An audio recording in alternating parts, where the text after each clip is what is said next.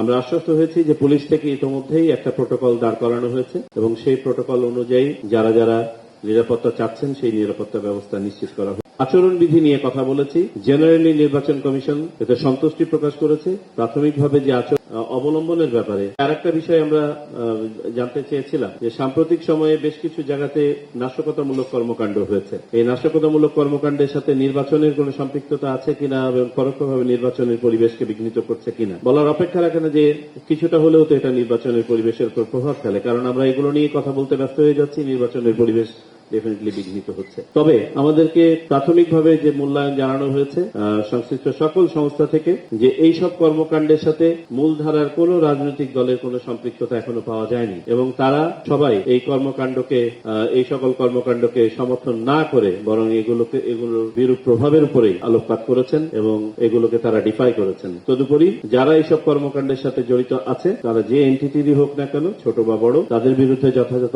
আইনি ব্যবস্থা নেওয়ার ব্যাপারে নির্বাচন কমিশন থেকে কঠোরভাবে বলা হয়েছে। শহীদ ওসমান হাদির তাদের প্রোগ্রেস নিয়ে আমরা জানতে চেয়েছি। আমাদেরকে জানানো হয়েছে এই পর্যন্ত 6 জনকে আটক করা হয়েছে। এই 6 জনই কোনো না কোনোভাবে এটার সাথে সম্পৃক্ত। 3 জনকে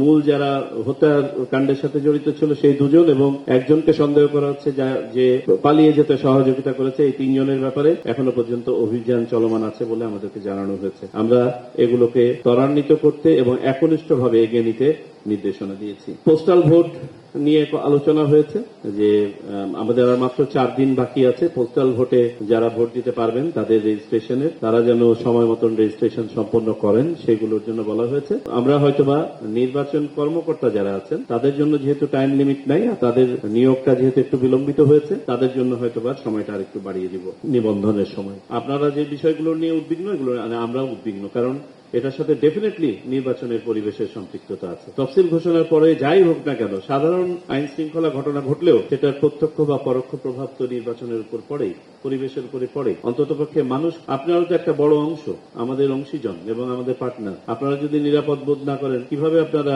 আপনাদের দায়িত্ব পালন করবেন? সুতরাং এই বিষয়গুলো আমরা জানতে চেয়েছি। আমরা যেটা অবহিত হয়েছি, জাতীয় শোকের সময় যখন সবাই আমরা শোকে মুহ্যমান এবং সেখানে স্বাভাবিকভাবে ক্ষোভ প্রকাশের জন্য মানুষজন জড়ো হয়েছে এবং ক্ষোভ প্রকাশ করছিলেন, এর ছায়ায় এইটাকে ব্যবহার করে স্বার্থান্বেষী কিছু লোক এই ঘটনাগুলো ঘটিয়েছে আইন শৃঙ্খলা বাহিনীকে ওভার পাওয়ার করে। এই সুযোগ আর দেওয়া হবে না। Message is very clear. অতি দ্রুত অ্যাকচুয়ালি অভিযান চালু আছে। আমরা যেটা বলেছি যে সম্ভবত এই যে চলমান ডেভিল হান্টের যে এটা প্রেস বিজ্ঞপ্তির মাধ্যমে জানানো হচ্ছে, প্রেস ব্রিফিং এর মধ্যে জানানো হচ্ছে না বিধায় আপনাদের বোধহয় কোথাও আমার মনে হচ্ছে যে পরিমাণ এটা প্রচারণা পাওয়া দরকার সে প্রচারণাটা হচ্ছে না। তো আমরা বলেছি এটা যেন নিয়মিতভাবে প্রেস ব্রিফিং এর মাধ্যমে জানানো হয় এবং তা আপনারা জানতে পারবেন। আমাদের কাছে আজকে যেমন আমি স্ট্যাটিস্টিক্স বলি, এই অপারেশন শুরু হওয়ার পরে শুধু একটি বাহিনী 56টা অস্ত্র উদ্ধার করেছে। আপনার প্রচুর পরিমাণে অ্যারেস্ট হচ্ছে।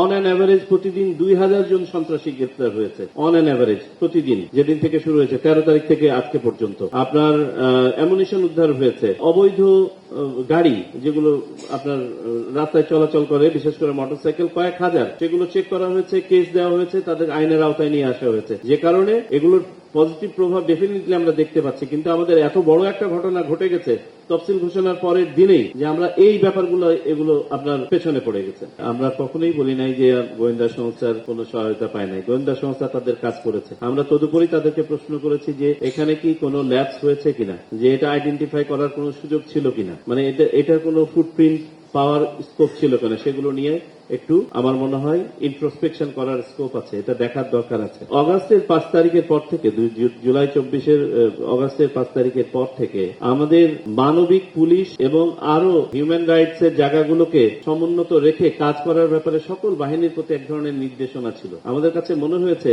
এই ভালো উদ্যোগটার কেউ খারাপ সুযোগ নিয়েছেন। আমরা ইলেকশন কমিশনের পক্ষ থেকে কঠোরভাবে বাহিনী সমূহকে বলেছি এবং সংস্থা সমূহকে বলেছি আমরা মানবিক হব, যারা মানবিক তাদের প্রতি, যারা দস্যু করতে চাই, ভ্যান্ডালিজম করতে চাই, নির্বাচনের পরিবেশ নষ্ট করতে চাই, আমার ভাইকে হত্যা করতে চাই, তাদের প্রতি মানবিক হওয়ার দরকার নেই। Message is very clear. আমি ডিটেল ওখানে মিনিট বাই মিনিট কি ঘটেছে, কার সাথে কি কনভারসেশন হয়েছে, এটা সম্বন্ধে আমি অবগত নই। এই ব্যাপারটাকে আমরা ইনডাইরেক্ট আলোচনায় এসেছি, কারণ এটা একটা ভ্যান্ডালিজম এবং এটাও আমাদের নির্বাচনী পরিবেশের উপরে প্রভাব ফেলছে। ওখানে ঘটনাটা কিন্তু নির্বাচনের সাথে সরাসরি ভাবে রিলেটেড না, তদুপরি আমরা ডিসকাশনে নিয়ে এসেছি কারণ এটার সাথে আমাদের স্বার্থ জড়িত আছে, সার্বিক পরিবেশ পরিস্থিতি এটার সাথে রিলেটেড। আমার মনে হয় এই ব্যাপারে আমি উত্তরটা ইতোমধ্যে আপনাদেরকে দিয়েছি যে একটা বৃহত্তর আবেগ এবং অনুভূতিকে কাজে লাগিয়ে দুষ্ট চক্র যে কাজটি করেছে তাদের বিরুদ্ধে আইনি ব্যবস্থা নেওয়া হচ্ছে মর্মে আমাদেরকে আশ্বস্ত করা হয়েছে।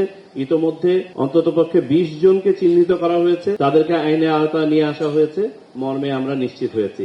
তো আপনারা অপেক্ষা করুন, আমি নিশ্চিত ডেফিনেটলি এটা একটা বড় ঘটনা এবং এটা তো আইন শৃঙ্খলা পরিস্থিতি সার্বিকভাবে একটা প্রভাব ফেলেছে। মাঠ পর্যায়ে যদি আপনারা দেখেন, জেলা উপজেলা পর্যায়ে জেনারেলি স্পিকিং, আমি আবারও রিপিট করি, এবারে আমরা খেয়াল করেছি যে আচরণবিধি প্রতিপালনের ক্ষেত্রে রাজনৈতিক দলগুলো জেনারেলি অতীতের চেয়ে বেশি সতর্ক, যেটা একটা ভালো লক্ষণ। একাধিক দলের মাঝে এলবো স্পেসিং, ঝুট ঝামেলা এগুলো আছে।